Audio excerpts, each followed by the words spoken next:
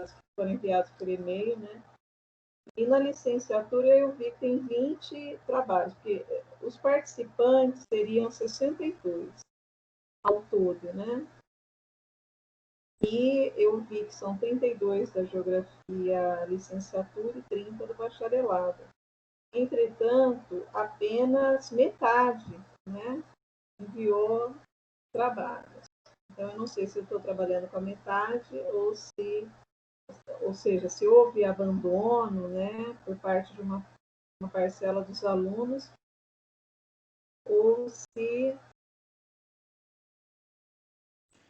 Professora, teve alguns, como a coordenação abriu agora, acho que não foi a coordenação, né, órgãos superiores, mas a coordenação nos repassou, que teve a segunda possibilidade de trancamento, e o primeiro ano, por conta da questão da pandemia, entrou nessa exceção, né, de poder também trancar.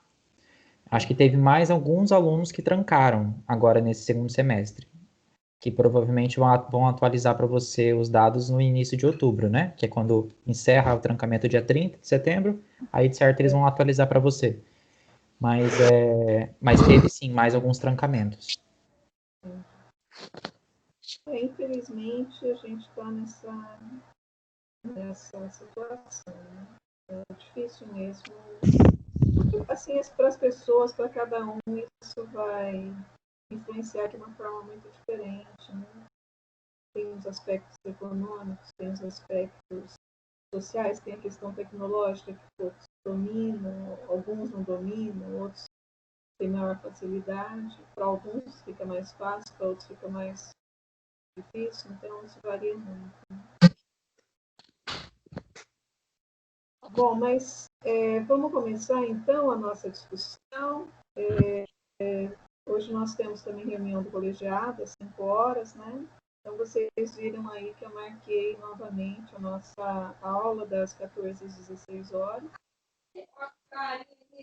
podendo prorrogar até as 16 horas, mas não queria muito que passasse disso, porque eu preciso até fazer uma coisa no intervalo entre o final da aula e a reunião do colegiado, né?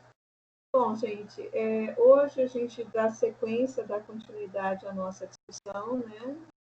Então, eu postei 2 textos para vocês.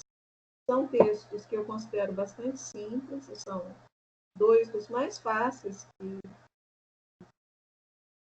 assim, de todos os textos selecionados, 2 dos que eu considero mais fáceis. Uma linguagem simples, fácil entendimento, não são muitas páginas, não é uma leitura truncada, que você toda hora tem que parar no dicionário.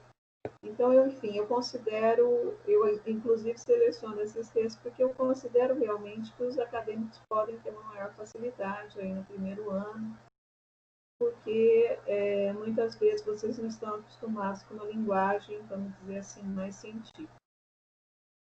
Então, daí, no primeiro ano, tem um certo estranhamento, né? Então, o interesse aí é que vocês, óbvio, né, os 2 textos têm, óbvio, a ver com a nossa discussão, e são textos que foram escritos, inclusive, por acadêmicos que estavam, na época, fazendo o mestrado, né? Então, são textos, assim, de fácil compreensão. Bom, então, a ideia aqui é a gente falar um pouquinho a respeito desses 2 textos. Eu vou falar principalmente a partir iniciar pelo texto da professora Raquel Scalco, tá? A Raquel Scalco, ela fez, na verdade, turismo, né, para quem conseguiu abrir lá o texto dela, que é um texto de 2009, né, que foi publicado em 2009. Ela é doutora em geografia pela UFMG, mas na sua graduação, ela fez turismo, né? E atualmente ela é professora no campus da Universidade Federal dos Vales do Jequitinhonha e Mucuri.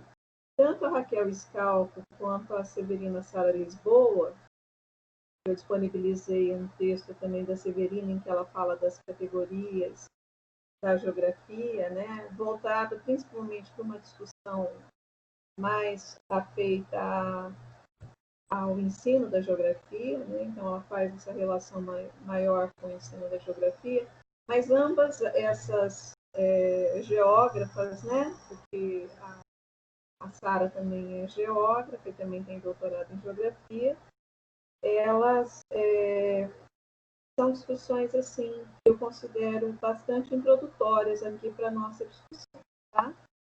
Então a gente vai começar pelo texto da Raquel Scalco, né? Então, assim, de uma forma geral, quando a gente pensa assim, no texto, até me lembrou uma frase de um poeta, do Fernando Pessoa, né?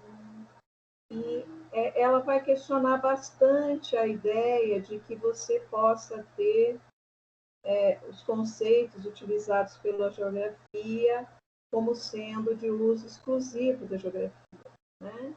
Então, eu até pensei numa frase aqui do Fernando Pessoa, deixei até anotadinha aqui para falar para você, que diz o seguinte: tudo que existe, existe porque outra coisa existe. Nada é, tudo coexiste. Talvez assim seja certo. E por que eu estou falando essa frase do Fernando Pessoa para vocês e lembrando essa frase? Porque exatamente o texto que a Raquel Scalco vai discutir, né, que tem o título de A Ciência Moderna e a Construção de um Saber Socioespacial, ele vai tratar sobre as fronteiras, as chamadas fronteiras entre o conhecimento científico, de como essas fronteiras elas foram uma construção, então quer dizer, elas foram sendo construídas ao longo do desenvolvimento científico, então pegando um pouco aquela ideia que a gente já discutiu na aula passada, quando nós trabalhamos o texto da professora Marilena Chauí, da filósofa Marilena Chauí, e a Raquel Scalco, nesse texto, ela vai fazer referência ao fato de que o pensamento geográfico, na verdade, ele se constitui dentro de um conjunto de disciplinas e ele que envolve o chamado saber socioespacial. Quer dizer, você tem um conjunto de disciplinas que, para estudarem de forma específica a realidade, ela faz utilização de uma série de categorias. Então, a Raquel Scalco ela vai discutir isso, né? Que é preciso deixar de pensar a partir de uma atitude exclusivista em relação a esses conceitos e categorias, né? Que a geografia utiliza, e passar a pensar isso dentro de uma ideia de um campo, né, de um saber mais amplo, de um saber socioespacial. Então, nisso nós teríamos diversas outras disciplinas que fazem uso de várias dessas categorias, da categoria espaço, da categoria território, da categoria paisagem. Vamos pensar em algumas aqui: a economia, a ciência política, a sociologia, a arquitetura, as artes, de uma forma geral, todas elas pensam a partir de uma perspectiva espacial. Então, a ideia central que ela discute aqui é essa crítica que ela faz à produção de um conhecimento científico a partir de um determinado momento da história, né? Que está, então, ligado à chamada modernidade, né? E que vai ter como base a ideia de construção de uma série de saberes e disciplinas autônomas que vão ser sistematizadas, vão ser instituídas ao longo da história, né?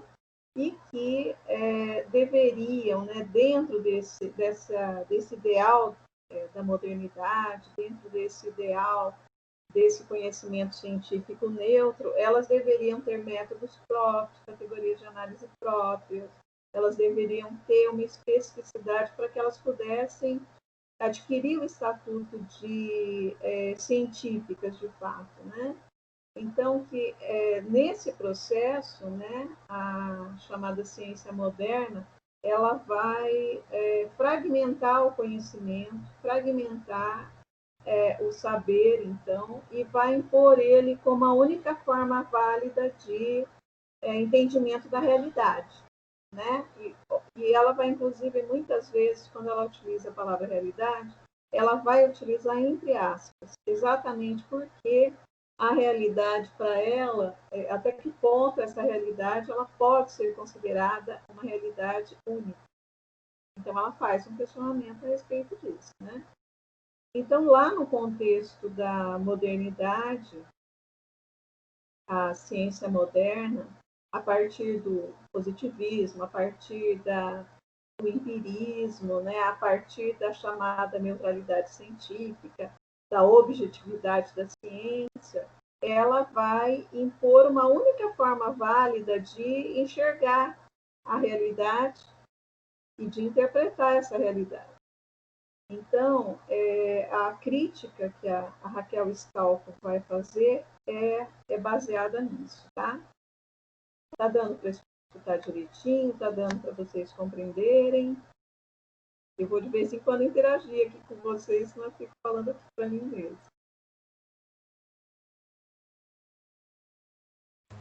Tudo beleza, professora. Tá bom, então. Então, continuando aqui a discussão. Ela vai se basear em um conjunto de autores para fazer essa reflexão, certo? Então, eu acho importante também aqui que nós estamos no primeiro ano de geografia, então nós estamos aprendendo junto coisas aqui, né? E eu acho importante a gente começar a pensar em alguns dos autores que são referenciados aí no texto. Eu penso que alguns deles vocês já devem ter tido contato aí na disciplina do História do Pensamento Geográfico, né, que o professor Paulo Jurado deu no primeiro semestre. Então, se vocês forem depois, né, quando vocês lerem o texto da Raquel Scalco, observar aí as referências que ela traz, as referências bibliográficas, vocês vão ver ali alguns autores que vocês já tiveram algum contato, pelo menos um contato verbal, né? Não sei se vocês chegaram a ler todos esses autores, mas provavelmente o professor Paulo Jurado citou alguns deles para vocês. Então, entre esses autores que ela faz referência, estão aí o professor Rui Moreira, o professor Milton Santos, mas há outros também mais novos que talvez vocês não tenham ouvido falar, né? Então, ela vai citar bastante um geógrafo de Minas Gerais, que é ela, tanto ela quanto a outra autora são de Minas, que é o Cássio Issa, né? Que é professor da UFMG, do curso de Geografia, e vai citar também alguns autores fora. Bom, vai citar o Paulo César da Costa Gomes, vai citar outros autores, né? Mas vai citar também alguns autores de fora da geografia, como o Edgar Morin e o Boaventura de Souza Santos, né?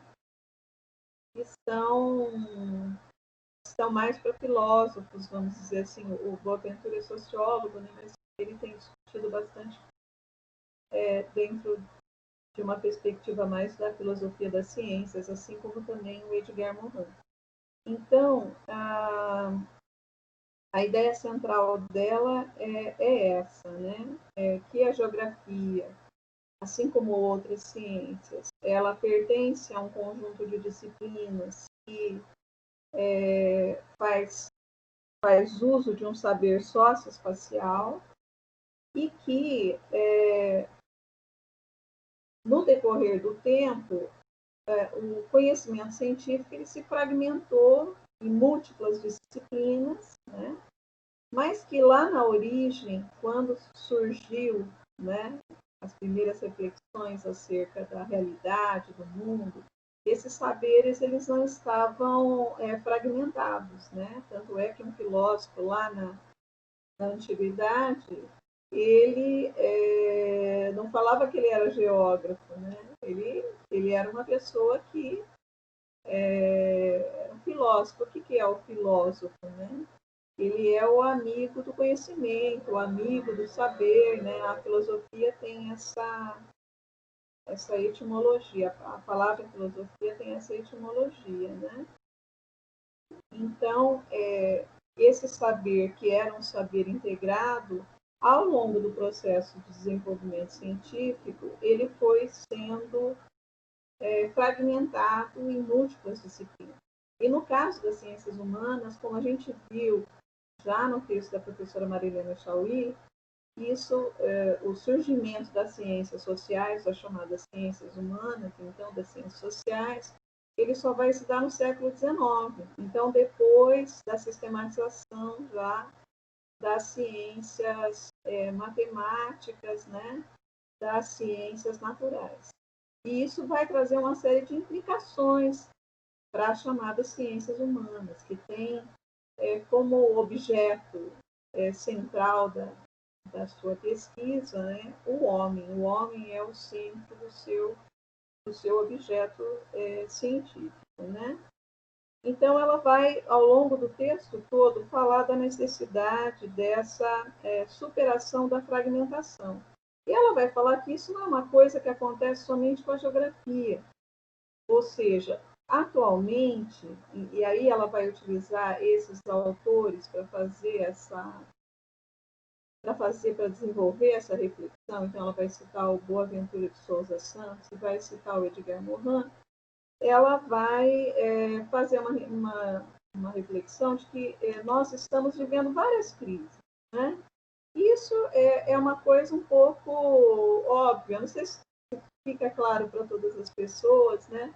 Mas quando a gente liga a televisão todos os dias hoje, dificilmente você não vai haver uma referência à crise ambiental, à crise econômica, né?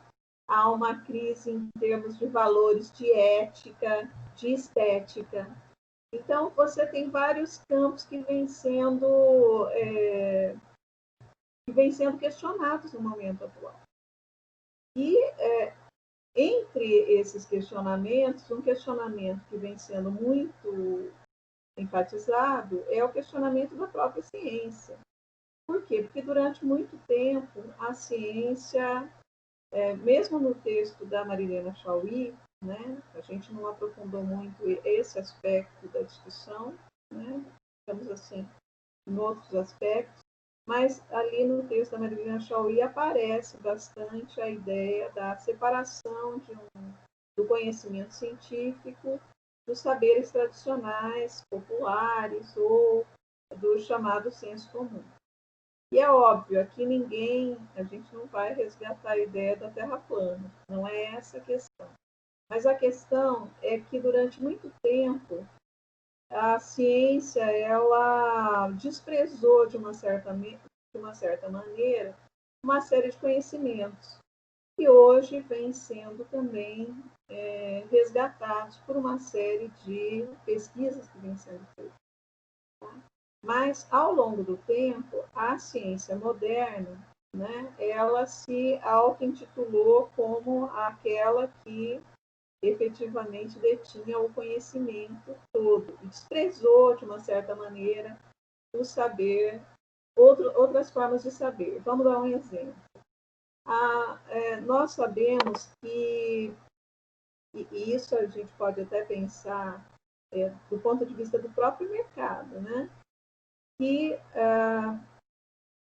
nós temos uma série de plantas medicinais, né? A gente está vendo aí toda essa discussão a respeito das queimadas no Pantanal, das queimadas na Amazônia, e a gente sabe que existe uma série de espécies que ainda não estão nem catalogadas pela ciência, né? Não foram pesquisadas, então você não sabe nem se entre essa área que está sendo queimada, você não teria cura para uma série de doenças que estão aí assolando a humanidade, né? Ou então tratamentos que pudessem vir a ser mais eficazes para doenças já têm outros tratamentos, né? Por quê? Porque desconhece tudo, né? A gente tem uma certa pretensão de ter esse domínio de todo o planeta, e óbvio, né? em termos da possibilidade de realmente mapeá-lo e da possibilidade dele ser todo monitorado por satélites, é óbvio que isso efetivamente, quer dizer, nós temos o conhecimento sobre a extensão real do planeta, mas existem muitos aspectos que nós não conhecemos. E entre esses aspectos que nós não conhecemos, né, estão vários povos que têm conhecimentos milenares. Vários povos possuem conhecimentos milenares e grande parte da chamada humanidade finge que esse conhecimento ele é um conhecimento, despreza essas formas de conhecimento. Despreza, sim, em termos, né? Mas você vê, você tem determinados fármacos, então, que alguns indígenas utilizam, populações que estão aí, que, inclusive, correndo risco de extinção por conta de determinadas práticas que vêm sendo empreendidas. Então, há um questionamento muito grande a respeito disso nesse momento, né? Então, é preciso pensar até que ponto, né? E aí eu ia dar até um exemplo que é relativo ao mercado. Não só relativo aos fármacos, né? Mas quem observa, né, até as próprias propagandas de revista, de jornal, até da televisão, sabe que muitas empresas atualmente vêm descobrindo, né, produtos, né, da natureza que são com os quais ela vem fazendo uma série de produtos de higiene, produtos de beleza, né? Então, existe uma certa, atualmente também, uma certa valorização. Vou dar exemplo de uma empresa que sempre faz esse discurso, que é a Natura. Inclusive, ela tem uma série de produtos, né, de beleza, de higiene ali, que ela até faz referência a esses conhecimentos de povos indígenas, né, de comunidades tradicionais da floresta. Então, esse saber, ao mesmo tempo em que... Então, a gente está vivendo uma crise da ciência, por quê? Porque, atualmente, você tem muitas vozes que se levantam a favor desses saberes que, durante muito tempo, foram desprezados e que vêm sendo até valorizados pelo potencial, inclusive econômico, que vários desses produtos possuem, né? Então, até acabei de citar uma empresa que faz referência a isso, né? Mas existem várias outras, né? Eu fiz referência a uma, mas existem outras. Se a gente procurar, a gente acha várias outras, né? Bom, então, na opinião da Raquel Scalco e de uma parte desses autores que ela está utilizando aí, é necessário, né, a superação dessa fragmentação. Por quê, gente? Porque, veja, o que a fragmentação do saber ela levou? Levou a muitos avanços científicos. Isso é inegável, a gente não vai aqui negar a possibilidade de grande avanço científico que teve o processo de sistematização das ciências de forma autônoma, inclusive da própria geografia. Por outro lado, isso significou, no contexto da chamada ciência moderna, você desenvolver, cada uma das ciências desenvolver a partir de métodos de análise específicos, a partir de um objeto específico, né? A partir de determinados conceitos e categorias. Então, se ergueu uma série de barreiras disciplinares entre as ciências. Só que nós moramos todos aqui no planeta Terra. O que significa isso? Significa que quando eu olho a realidade, e veja, ela, inclusive, eu já fiz referência a isso, né? Ela vai dizer que existe só uma única realidade, quer dizer, você não tem, a realidade ela não tem a ver um pouco com a perspectiva do observador, porque veja, vou dar um exemplo bem básico aqui para vocês. Se nós pedirmos para duas pessoas, e a gente está vivendo um momento em que há uma polarização muito grande, então as pessoas querem colocar a sua visão da questão, né? Mas se a gente pedisse para duas pessoas distintas fazerem um relato do fogo no Pantanal, e diz para uma comunidade atingida, uma comunidade indígena que vem sendo atingida.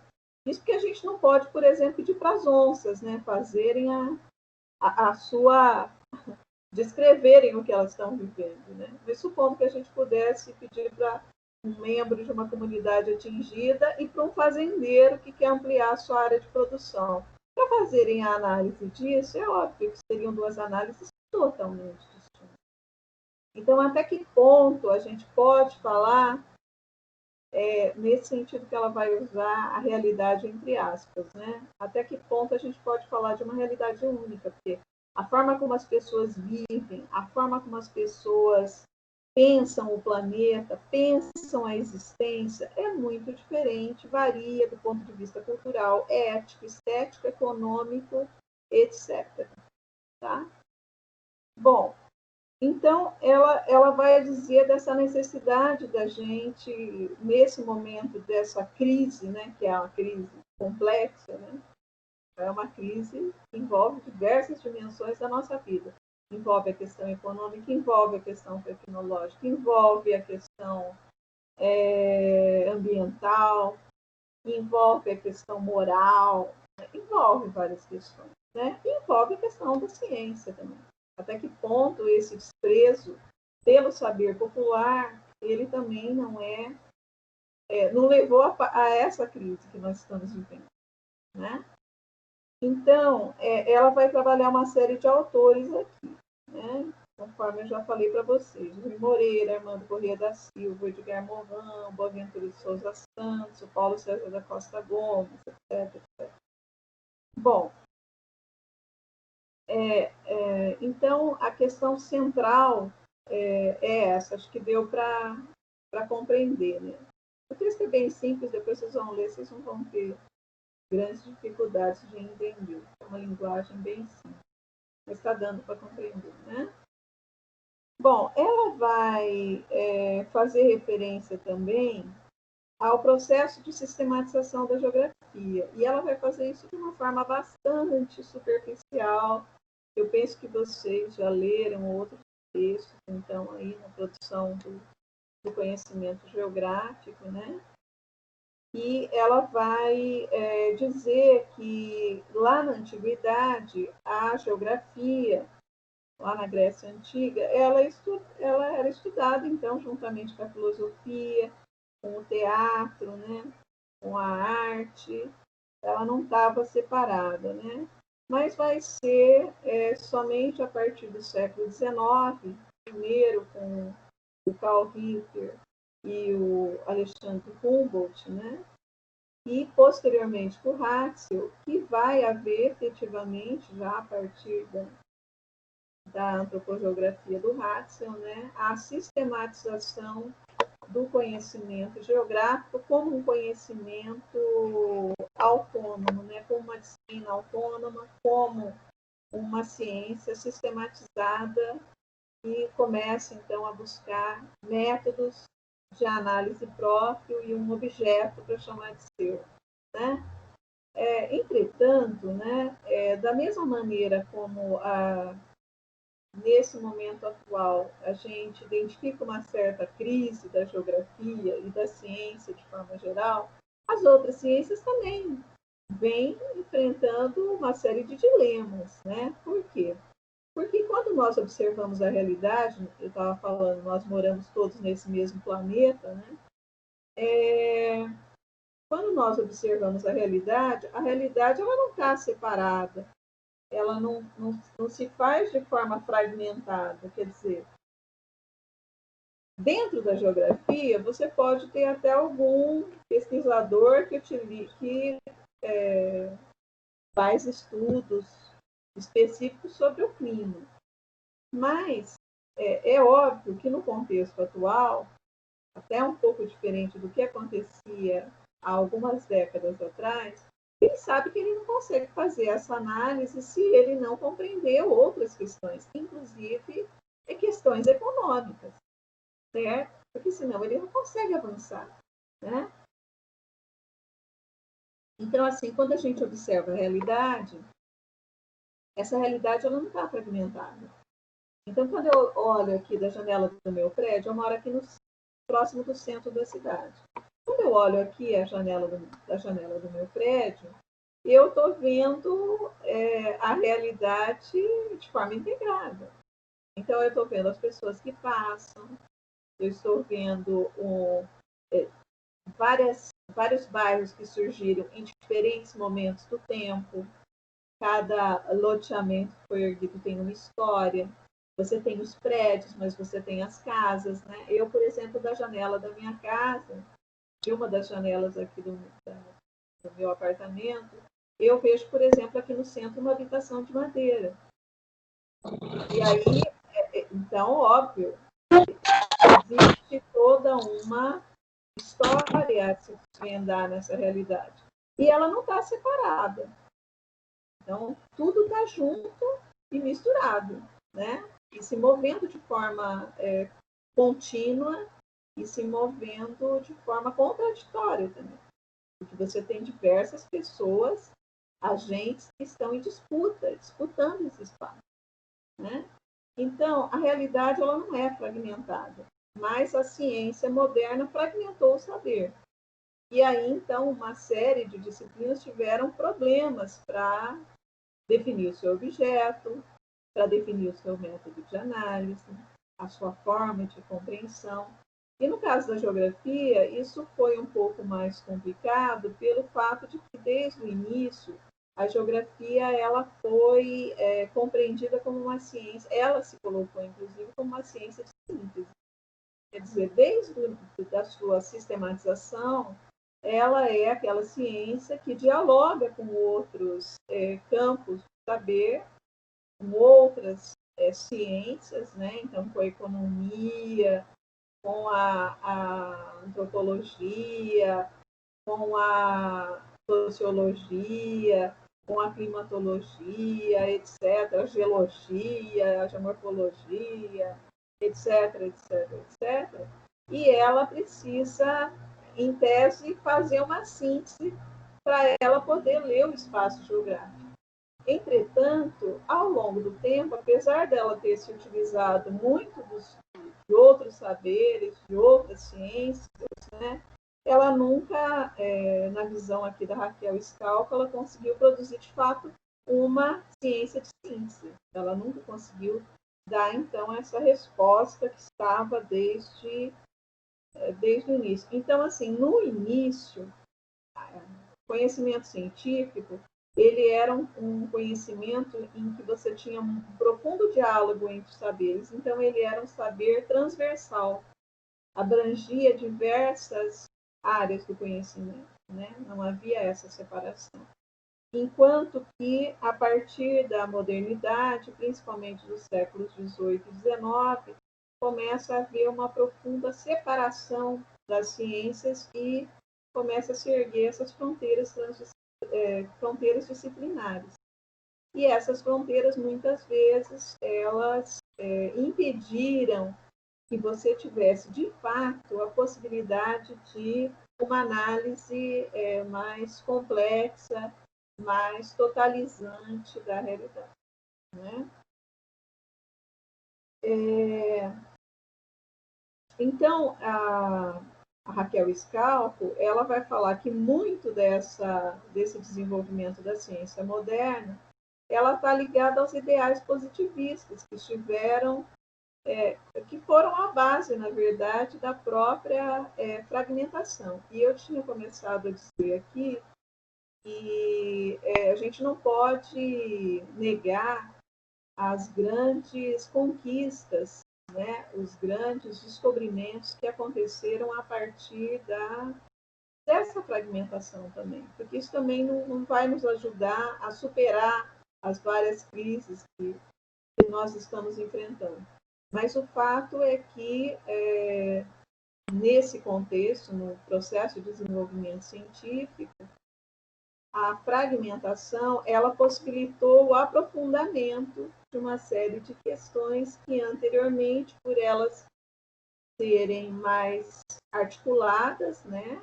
Então, por serem saberes mais transversais, pensados de forma conjunta, de uma certa maneira, eles acabavam se estendendo, vamos dizer assim, de uma perspectiva mais horizontal, mais superficial, enquanto que o processo de separação das ciências, então, vai permitir que você tenha um aprofundamento maior de cada um dos campos do saber, tá?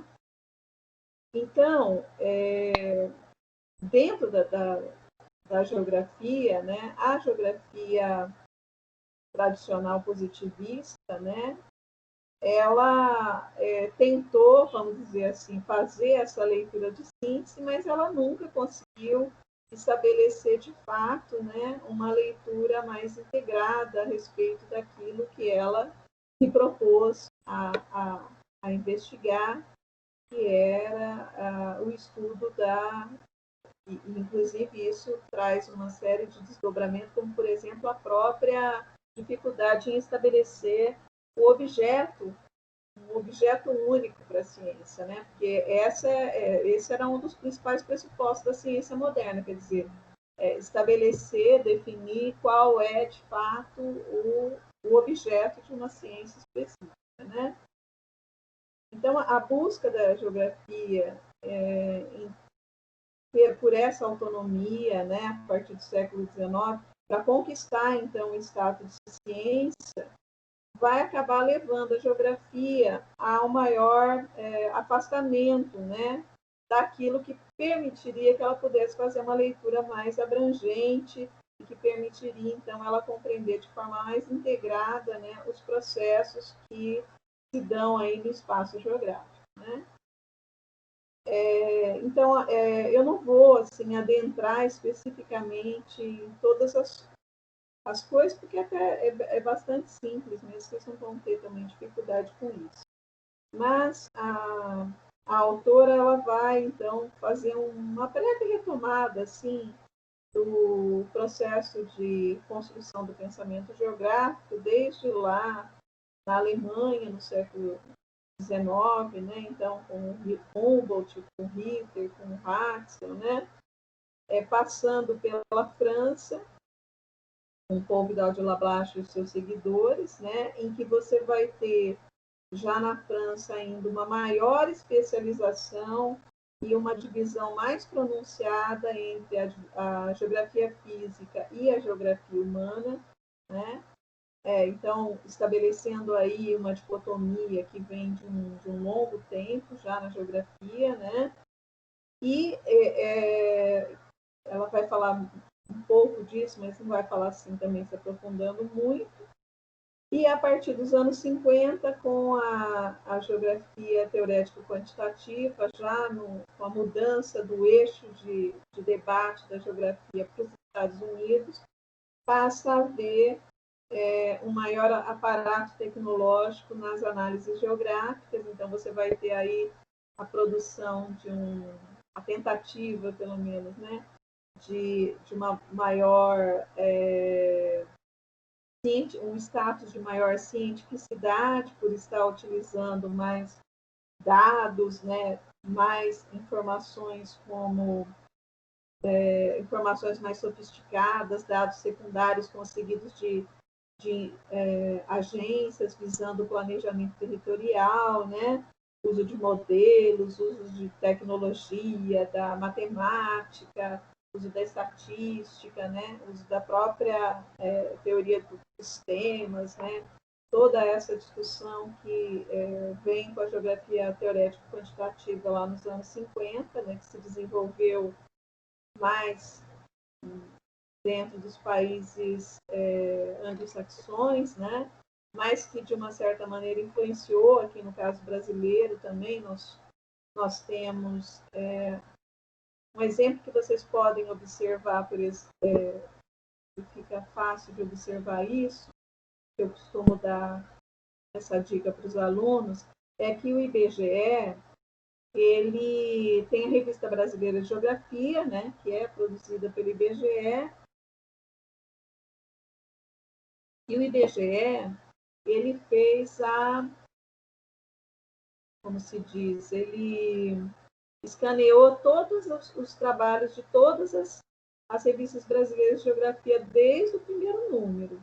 Então, se vocês pegarem alguns trabalhos lá nos anos 60, vocês vão observar essa corrente, né, a geografia teorética quantitativa, bastante presente, então, entre os autores que publicavam ali na revista brasileira. E, no caso brasileiro, a geografia teorética quantitativa, ela também não vai adentrar de uma forma total, né? Então, você vai ter alguns lugares que vão empreender mais estudos baseando-se, né, nos modelos dessa geografia.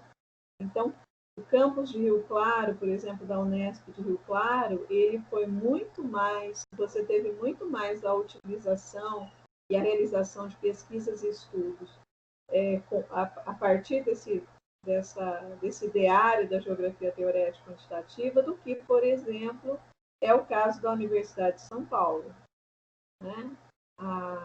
Acho que um pouco mais, até influenciado pelo IBGE, um pouco mais a Universidade Federal do Rio de Janeiro, mas eu acho que assim ganha bastante projeção Rio Claro, né? Entre os lugares que produziram uma geografia mais teorética nisso. Tanto é que em Rio Claro você tem até uma revista chamada Revista Teorética, né? Que tem essa denominação mesmo, né? E aí, então, ainda dentro dessa discussão sobre a história do pensamento geográfico, ela vai também fazer uma referência en passant ao surgimento da geografia crítica nos anos 70 e como essa geografia crítica, a partir dos anos 70, ela vai discutir bastante, né, a geografia e o poder de dominação que perpassa por aquela produção aparentemente ingênua que a geografia vinha produzindo. Então, aqui cabe a gente fazer referência à obra do Yves Lacoste, né, um geógrafo francês, até onde eu sei ele ainda é vivo, né? Foi bastante... nos anos 70 ele foi um dos grandes geógrafos que iniciaram o debate a respeito da geografia crítica, da geografia radical, principalmente com os trabalhos que passaram a ser publicados na revista Heródoto, mas também com a publicação do seu livro A Geografia Serve, antes de mais nada, para fazer a guerra, né? E foi uma leitura que se tornou, num primeiro momento, inclusive, ela era, vamos dizer, proibida, né? Ela não circulava aqui no Brasil, porque naquele contexto nós estávamos dentro da ditadura militar, mas passa a circular uma cópia, né? E isso vai, inclusive, levar, no final dos anos 70, ao encontro nacional em Fortaleza, quando você vai ter a geografia crítica tomando proporções maiores aqui no Brasil. Mas mais para frente a gente vai discutir outros textos que fazem mais referência a isso. Mas, por hora, né? É importante a gente ressaltar que a partir dos anos 70 nós vamos ter então a emergência aí da geografia crítica e com ela uma discussão bastante forte sobre então essa característica da ciência, se imaginar como neutra, se imaginar como quando na verdade você tem muitas vezes esses saberes aparentemente ingênuos sendo utilizados para fazer a guerra, né? Então, a discussão que o Yves Lacoste vai fazer e mostrando, então, no seu livro ali, como você tem uma articulação entre uma geografia dos professores, né? Ele vai dividir ali em algumas partes o livro e uma das partes ele vai enfatizar a chamada geografia dos professores, que sempre pretende tornar o conhecimento geográfico saber, vamos dizer assim, memorizante, né? Um saber assim, vamos dizer, me falta a palavra agora, mas enfim, um saber ingênuo, né? Mas como que isso penetra na sociedade a partir de uma série de signos, né? E acaba influenciando na forma de dominação que o Estado tem sobre a sociedade, né?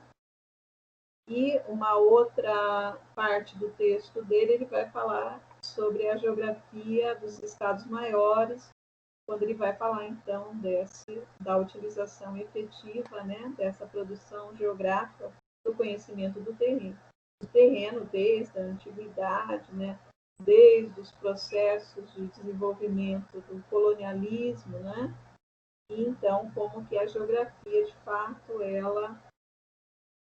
essa característica, né, dela ser um saber que está muito afeito a essa dominação, ele ter, durante muito tempo, ficado encoberto, né?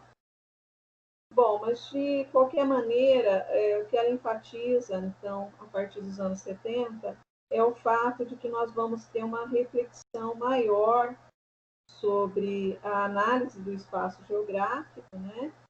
E o objetivo, ele não é somente fazer a análise, fazer uma interpretação da realidade, mas também auxiliar no processo de transformação dessa realidade. Quer dizer, você não produzir somente um conhecimento pelo próprio conhecimento, mas você saber que esse conhecimento ele pode influenciar uma modificação na forma como a sociedade se apropria do espaço, né? Então, vamos dar um exemplo. Quando a gente pensa, por exemplo, em toda essa discussão ambiental, para vocês que são jovens, eu penso que a maioria de vocês aí deve estar na faixa dos 20 anos, isso é uma coisa que parece que sempre esteve aí, mas isso é um campo do conhecimento que foi desenvolvido principalmente a partir dos anos 70.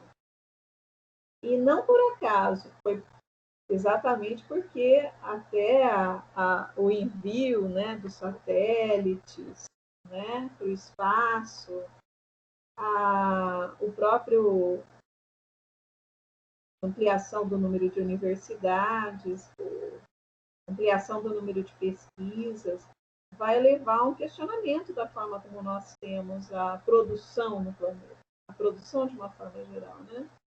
Então, como se produz, como se descarta. Então, isso começa a aparecer de uma forma muito forte a partir dos anos 70. Né? A gente não vai entrar no mérito aqui, mas existem várias obras que fazem referência a isso. Né? E, a partir dali, você passa a ter muito mais questionamentos também dentro da geografia, né? Com essa questão ambiental, né? E falando da questão ambiental, né, a autora vai fazer, ela vai discutir que durante muito tempo e ainda hoje permanece uma certa dificuldade na definição do objeto da geografia, né? Então, ainda hoje a gente ouve definições como, por exemplo, estudo da superfície terrestre, que está mais ligada ao termo, né, geografia mesmo, em termos etimológicos, né, da palavra, estudo do espaço geográfico, estudo das relações homem-meio, e um detalhe que eu acabei não comentando com vocês, ela não comenta especificamente isso, mas eu acho importante fazer referência a isso, né? Quando a gente fala da fragmentação do saber, é importante a gente lembrar que, no contexto do desenvolvimento do capitalismo, é que vai se fazer essa fragmentação.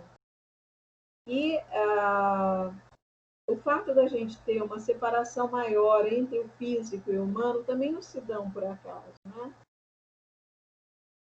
Quer dizer, é preciso que a gente compreenda que, a partir de um certo momento histórico, você teve essa separação homem-natureza.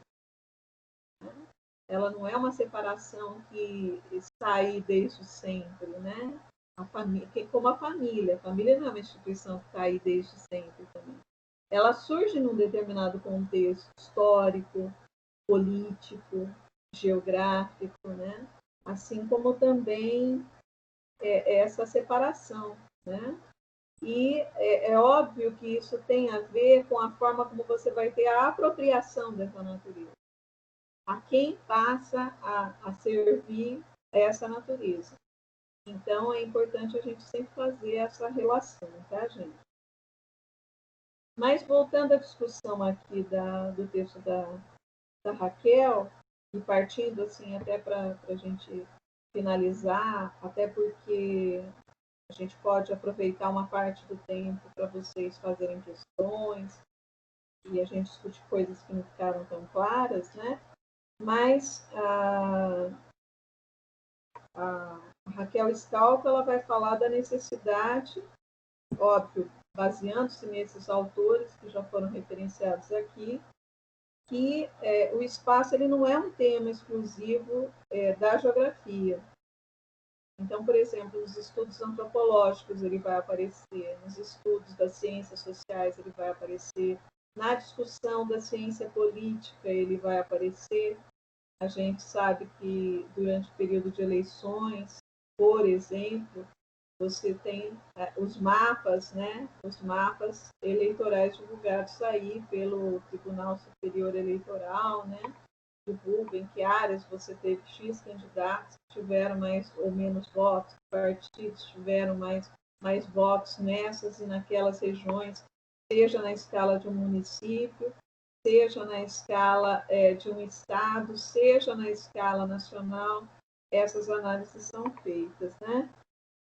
Então, a Raquel Scalco, ela vai colocar que esse espaço ele é tema de interesses também de outras áreas e, portanto, é um objeto de estudo transdisciplinar, quer dizer, que perpassa em o interesse de diversas ciências, constituindo o que elas chamam um campo de saber socioespacial.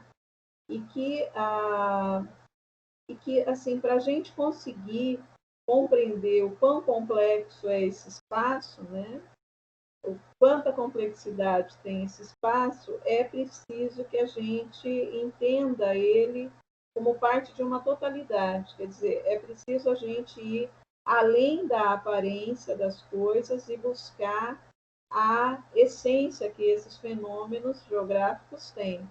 Então, por exemplo, uma pessoa somente dizer que houve uma diminuição das chuvas ou a elevação da temperatura do planeta, se ela não articular isso com outras informações, como, por exemplo, a informação de que países que são mais poluidores, que tipo de fontes de energia esses países utilizam, quantas toneladas de dióxido de carbono cada parte do mundo despeja na atmosfera, ele não vai conseguir fazer uma análise do porquê que você tem menos chuva num determinado lugar.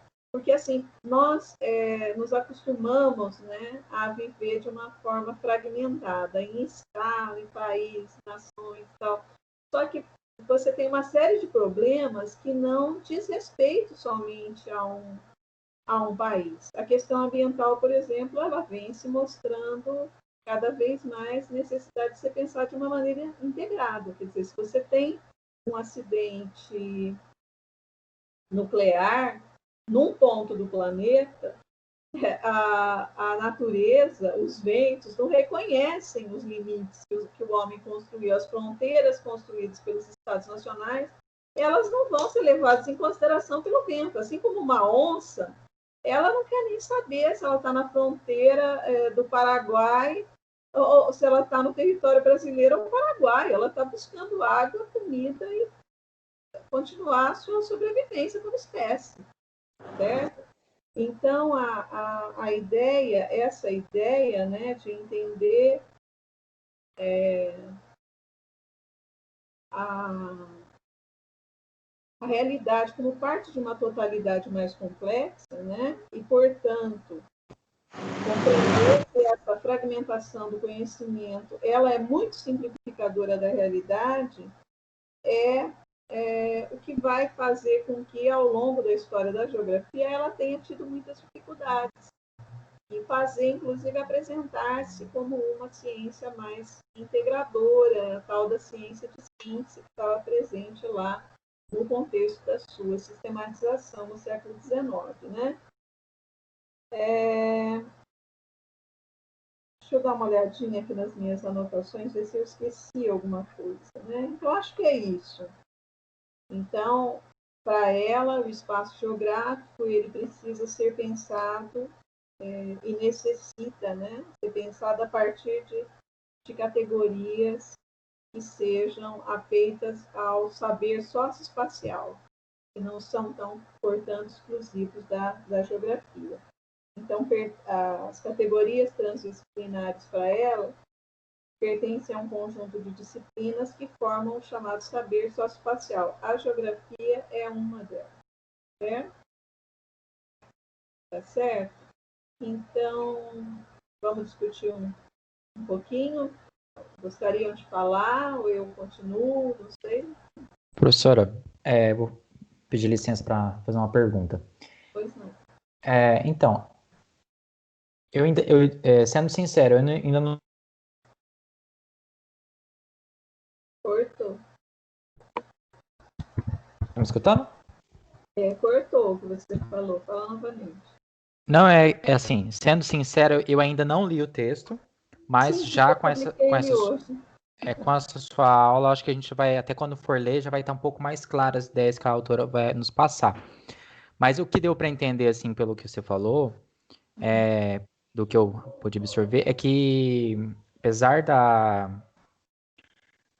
geografia, ela estabelecer conceitos, ela estabelecer as categorias dentro da geografia, esses conceitos nem sempre vão ser só exclusivos da geografia, porque a geografia ela acaba conversando com as outras áreas da ciência, né?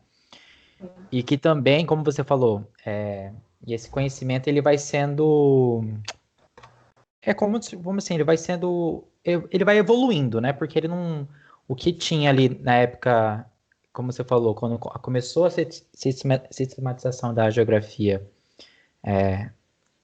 com Humboldt, com Hatzel, esse conhecimento daquela época ele foi sendo modificado, foi sendo discutido novamente, conceitos que talvez já estavam, como posso dizer, dados como únicos ou inalteráveis, eles foram sendo até alterados e estão em constante, né? Acho que a geografia, ela acompanha toda a história, né? Da humanidade nesse período e ela vai sendo modificada. Pelo que eu entendi, assim, né? Sim. É simples o texto, na verdade, né? E o objetivo é realmente permitir que vocês se apropriem, vocês possam ir ao longo das nossas discussões construindo uma ideia melhor sobre a ciência, sobre os conceitos, né?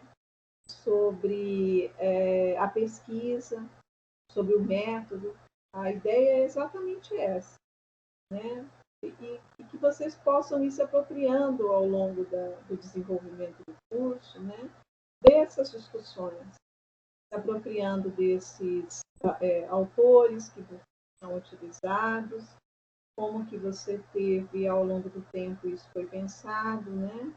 Por que isso é interessante, gente? Porque, por exemplo, se eu pegar o conceito de região, o conceito de região, do momento em que ele foi produzido, ou o conceito de rede, do momento que ele foi produzido, até chegar aqui no ano de 2020, onde nós estamos, ele passou por uma série de interpretações e ele foi adquirindo maior riqueza, né?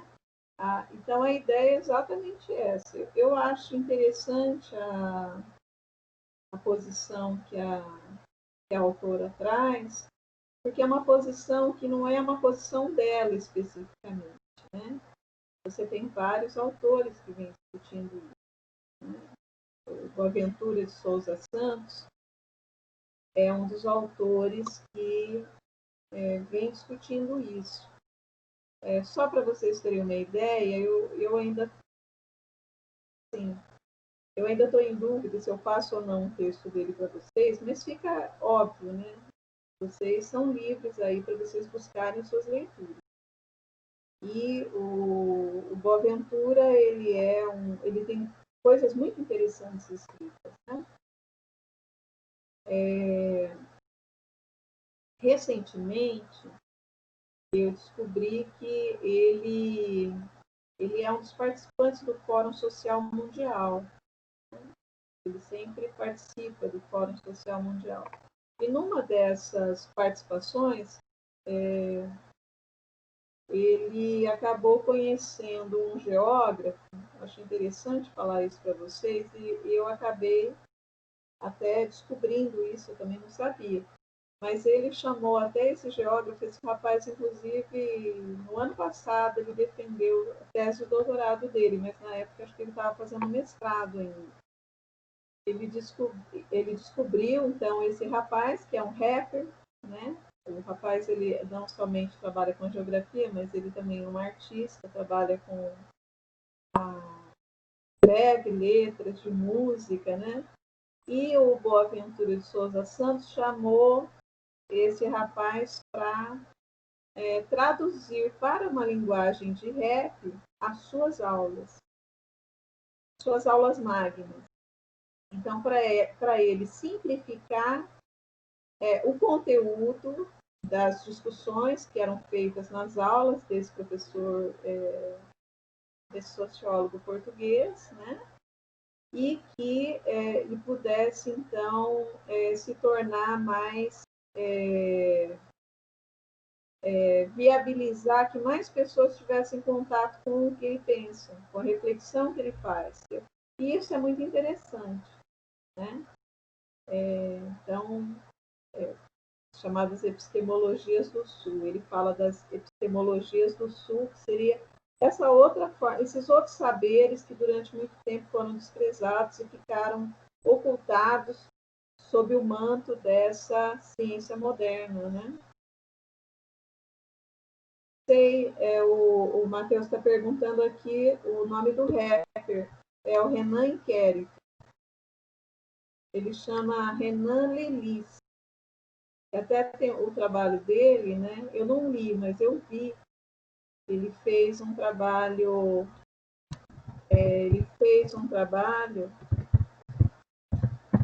Renan Inquérito. Ele fez um trabalho sobre os saraus de São Paulo. Esse rapaz, ele fez na Unicamp, se eu não me engano, o doutorado dele. E ele faz uma tradução de textos do Boaventura para a linguagem do rapper. Eu posso até colocar aqui, eu posso tentar, se vocês esperarem com um pouquinho de paciência, eu posso colocar aqui um link para vocês buscarem depois essa tradução, porque eu particularmente só vi uma, mas parece que ele fez mais de uma vez aula com o Boaventura de Souza Santos e fez a tradução. E a letra, o rap que ele fez, pelo menos essa que eu vi, era genial. Era muito bacana mesmo. Eu vou, ao findar a aula, eu vou voltar lá no Moodle e vou colocar o link para vocês assistirem, tá bom? Pode ser assim? Acho que fica melhor do que eu sair e voltar, porque depois eu me perco aqui no meio da confusão. Desculpa que eu sou meio brasilda, né? E o interesse maior é você tornar a linguagem científica, então, uma linguagem passível de ser compreendida pelo senso comum. Eu vou dar um exemplo para vocês, gente. Algumas vezes, até para enlouquecer, eu moro num apartamento relativamente pequeno aqui no centro, né? Então, aqui no meu prédio também não tem uma área assim que eu possa também andar nem nada, então de vez em quando, lógico, até para não enlouquecer, eu saio e faço uma caminhada. Então, ou eu ando aqui perto da minha casa, mesmo na rua, ou então, às vezes, eu vou aí perto da UEMS, né? Perto ali, naquele córrego em Biruçu, inclusive vi vários animais que eu, pra vocês verem, eu vi até um jabuti. Nunca tinha visto um jabuti na natureza. Eu vi até jabuti, mas vi tatu, vi um monte de coatis, né? Atravessando a pista. Vi uns preazinhos, vi como chama aquele teiu, que é um lagartão, eu nunca tinha visto, inclusive, né? Parece um dragão miniatura, né? Mas o tamanho de um cachorro era o teiu que eu vi. E, enfim, e ali andando ali em volta dando uma volta ali numa quadra, inclusive porque a gente fica só comendo nessa pandemia, virando todo mundo panda aqui, né? Mas vou andar ali e aí fiquei bastante. Óbvio, a gente observa o espaço, né? A gente tem essa. É impossível, eu saio e já fico ligada nisso, né? E ali, assim, a quantidade de lixo que o pessoal joga é muito grande. É muito grande, né? Então, seria preciso, né? Seria preciso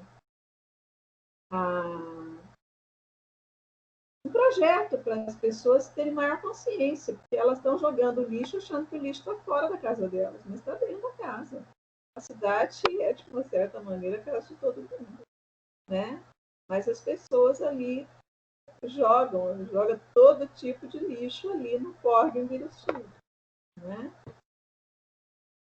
Com certeza, se a gente procurar observar, eu não fiz a pesquisa, mas fiquei pensando, com certeza deve ser uma área em que você tem muito problema posteriormente de doenças, assim como, por exemplo, o dengue, porque tem muitos objetos jogados lá. Então, seria necessário você ter uma linguagem mais acessível para as pessoas, para elas se apropriarem mesmo desse conhecimento, né? Porque parece que elas, na escola, pensam que a educação ambiental é uma coisa que se dá desde as primeiras séries.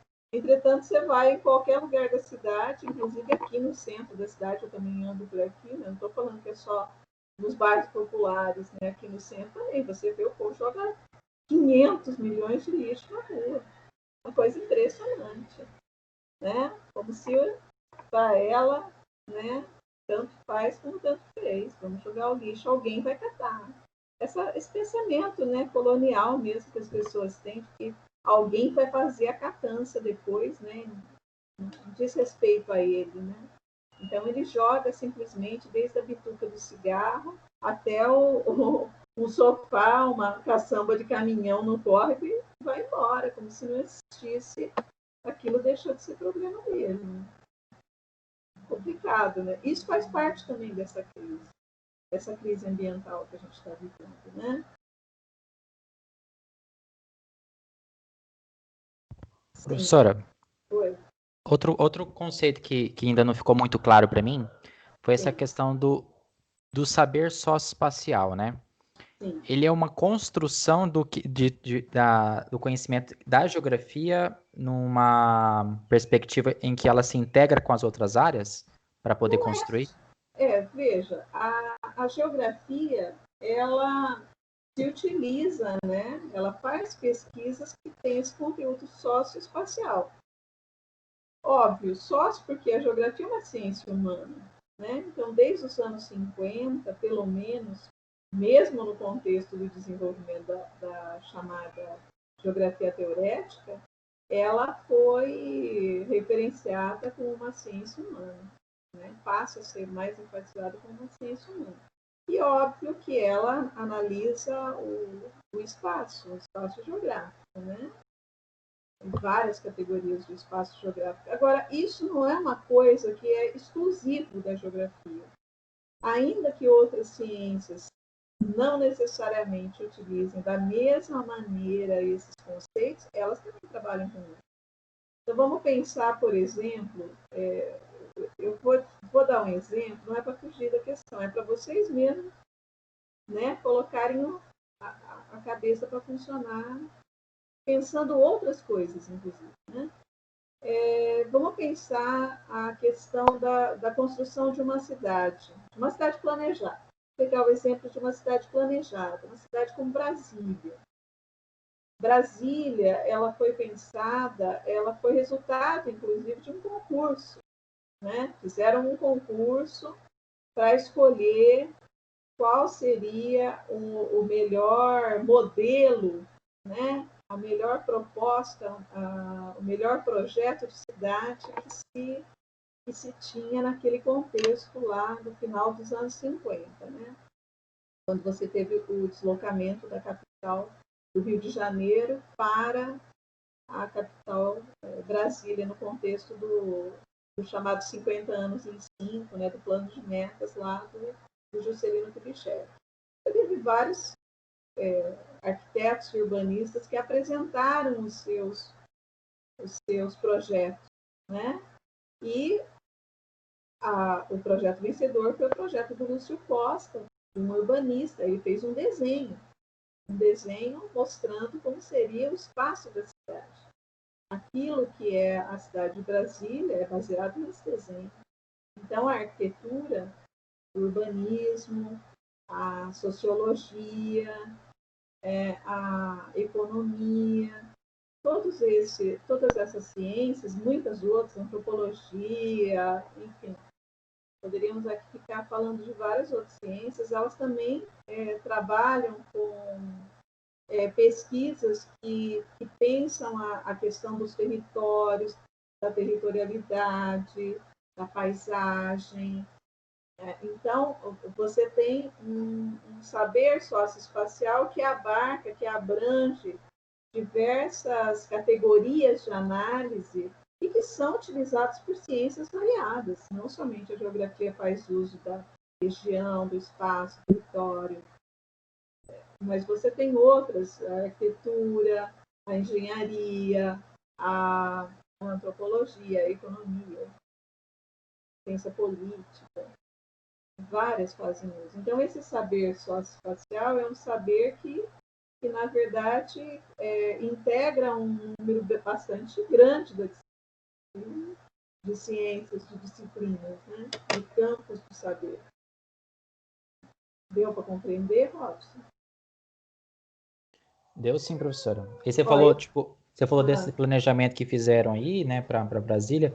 Então, assim, com certeza, talvez, né, dentro ali da equipe, teria que ter, ou teve, né, geógrafos também envolvidos, né? Pode ter tido. Eu não me lembro, assim, de nenhum texto que eu tenha lido que tenha feito essa referência específica. Mas é provável que tenha participado, sim. Agora, não é por causa disso. É porque essas categorias, região, paisagem, espaço geográfico, território, rede, ele também são usados em outros campos do conhecimento. Por exemplo, na engenharia, a redes é utilizado em outro campo, não é utilizado só pela geografia. A gente utiliza rede de cidades, rede hidrográfica, né? Redes, como fala? Redes rodoviárias, redes ferroviárias, nós empregamos de várias formas, mas outras até a áreas. administração usa também, professora. Sim, você tem até a teoria dos grafos, até a matemática às vezes utiliza, né? Por exemplo, dentro da literatura, você tem os estudos de literatura regional. Eles utilizam também a expressão região, né? Também faz parte, vamos dizer assim, de uma das áreas que eles trabalham. Né? Então, mais recentemente, você tem outros autores que vêm falando sobre esses conceitos como parte são conceitos não somente restritos a um campo específico do saber, né, mas eles são parte de um campo da pesquisa socioespacial. Então, todas aquelas áreas que trabalham com a pesquisa socioespacial, elas utilizam de uma forma ou de outra esses conceitos e categorias. Certo? Certo, professora. E assim, eu acho que igual você fala, né? Tipo, para nós a licenciatura depois, futuramente, quando a gente for aplicar ensinar esses conceitos, as categorias dentro de sala de aula, é muito interessante fazer esses exemplos, né? Como você fala, igual você falou, cada conceito ou ideia você vai nos passando um exemplo de uma coisa que é muito comum da nossa realidade, o que é muito mais fácil para nós entendermos a partir da nossa realidade. Então, acho que é muito disso. Eu vou ser sincera assim com vocês. Por exemplo, se vocês pegam um livro como um livro do Milton Santos, né, A Natureza do Espaço, ele dá muito pouco exemplo concreto, assim, que eu digo, né? Ele tem uma discussão bastante teórica, né? E, óbvio, méritos imensos, né? O livro dele, A Natureza do Espaço, é um livro que recebeu prêmio, né? É um livro referenciado por vários outros áreas do conhecimento. O reconhecimento mesmo da, da riqueza que ele traz no texto. E aí eu até estou com o livro aqui do lado e estou lembrando que eu esqueci de falar uma coisa para vocês que tem no texto da Raquel, né? A Raquel ela vai comentar quando ela fala dessas várias separações entre sujeito e objeto, entre geografia física e geografia humana, entre homem e meio, né? São essas ideias que estão muito vinculadas a essa ciência moderna, fragmentadora, né? Que despreza o conhecimento popular. Então, conhecimento científico separado do senso comum, né? Ela vai falar também a separação da razão da emoção. E para vocês verem como essa é uma discussão que já vem de um tempo, mas não necessariamente todas as pessoas se apropriaram dela, eu estou aqui com o livro A Natureza do Espaço, do Milton Santos, e eu estou com a segunda edição. A minha é de 97, mas a primeira deve ser de 96, né? Deve ser um ano antes. Olhei aqui, é de 96. Mas olha o título do livro do Milton Santos. Ó. Vou até pegar aqui para vocês verem. A Natureza do Espaço, Técnica e Tempo, Razão e Emoção. Então, ele está colocando aqui, ó, ele não está se baseando somente numa racionalidade. Ele está falando que é necessário também a gente pensar para além desse modelo racionalista. Certo? Ela também faz referência a isso ao texto, então, da necessidade da valorização dos saberes ancestrais, dos saberes das comunidades tradicionais. Né? Você tem muito saber e, durante muito tempo, esse saber, vamos dizer assim, foi passado um trator em cima desse saber. Né? Quer dizer, aquilo que era passível de virar produto e lucro, tudo bem, o resto tratora, né? A ideia do capitalismo hegemônico é essa. Né? Entretanto, você tem vários intelectuais que vêm reforçando a necessidade de se pensar para além mesmo dessa racionalidade, como se ela fosse uma racionalidade neutra, como se você não tivesse interesses por trás. Né? No próprio texto do Milton Santos, escrito, então, vamos colocar aí há mais de 20 anos, tá? Escrita, você tem essa ideia, né? Presente.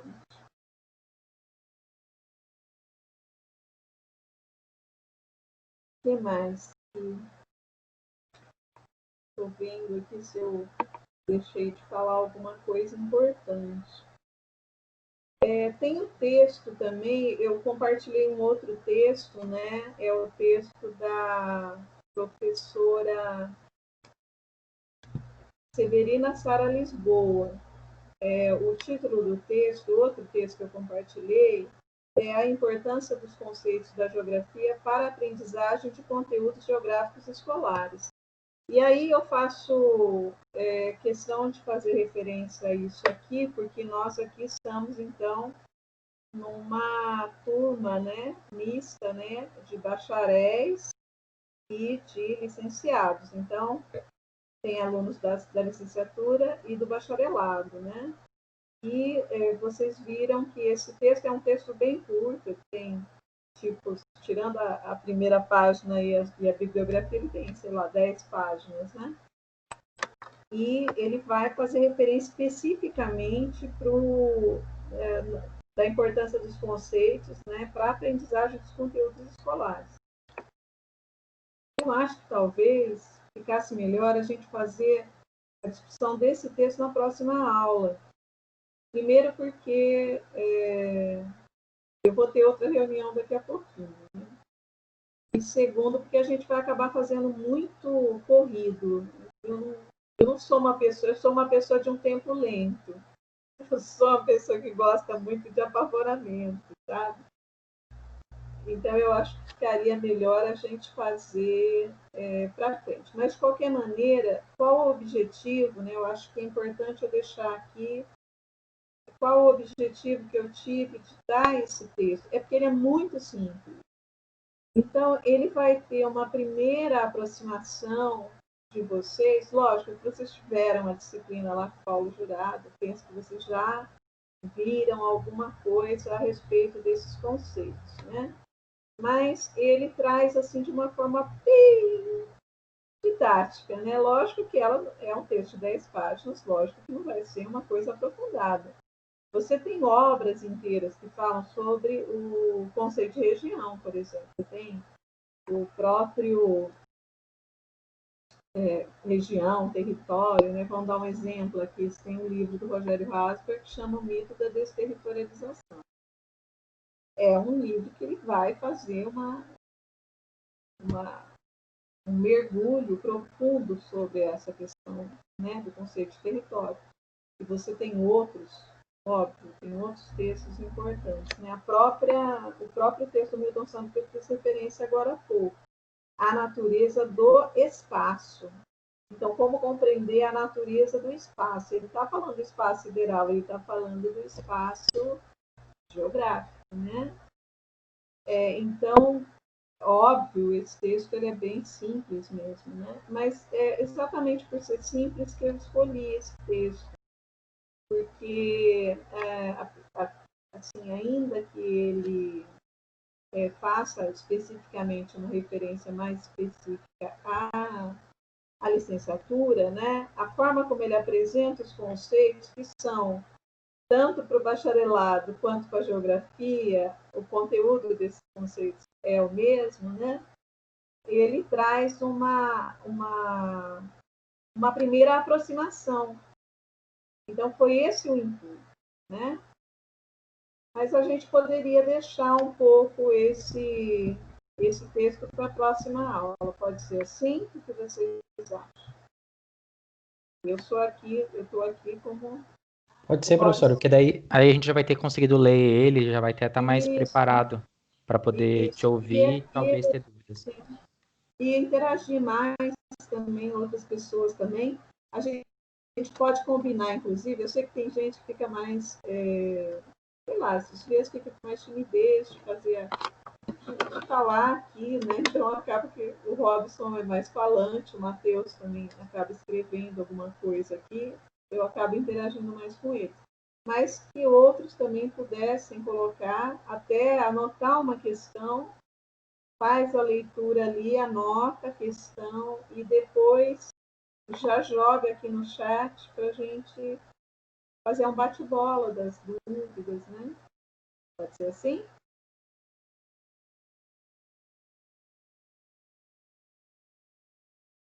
Acho que pode, né? Então, vamos deixar assim. Então, eu vou... Aqui. O Matheus está falando aqui. Então, Orlando também está falando. Então, vamos combinar desse jeito. Eu vou procurar para vocês e disponibilizar esse vídeo que tem o rapper. E já vou tentar colocar aqui, saindo daqui, eu já entro no Moodle e tento colocar o link lá para vocês. Tá legal? Vocês conhecerem o trabalho desse rapaz. Tudo bem?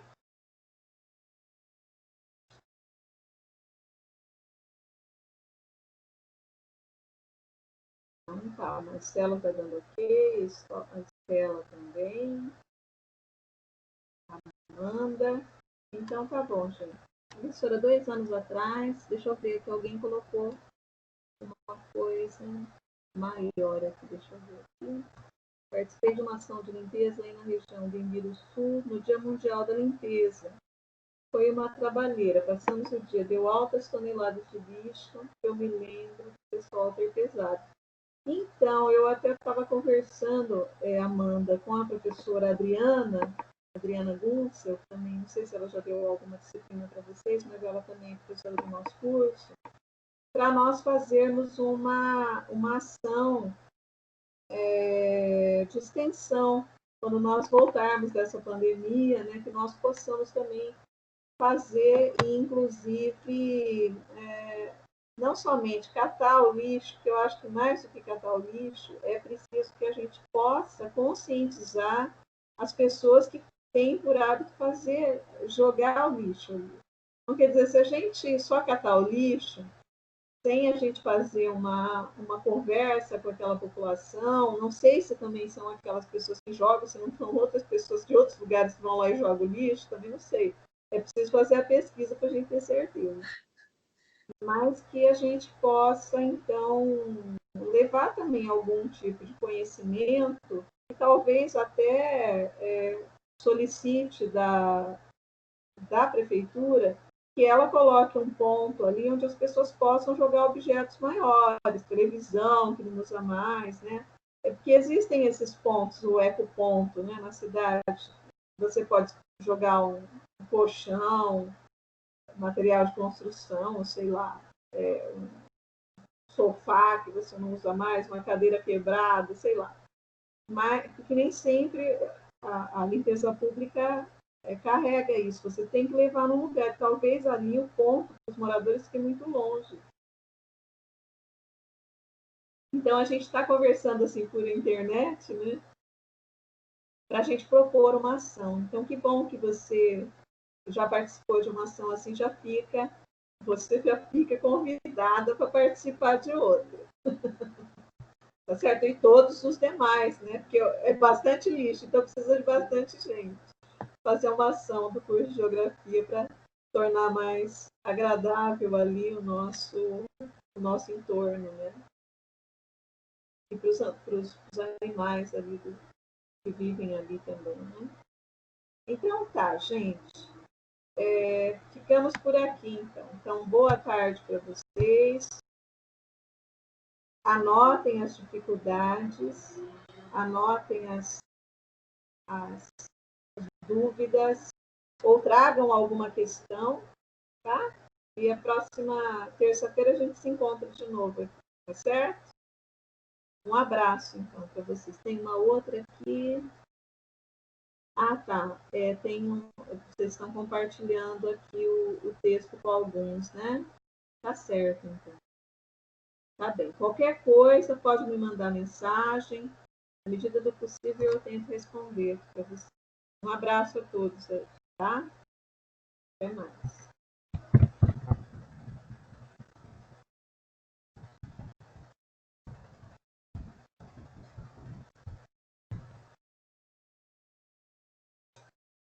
Beleza.